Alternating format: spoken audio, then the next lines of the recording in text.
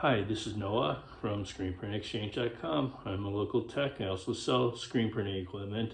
So this is how I create machines, and I will extend it out and put cribbing all the way around it. I'll make another video when that's done. So this is how you create machines.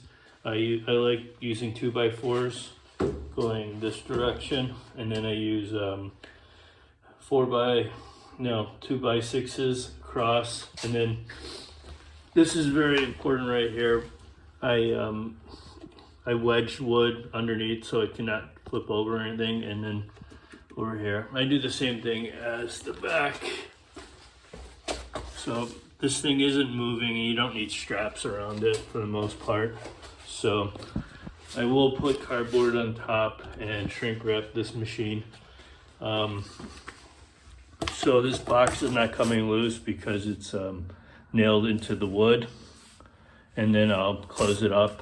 So it's that's how I do it, and there'll be a video when it's done. So it's pretty much ready to go. Bye.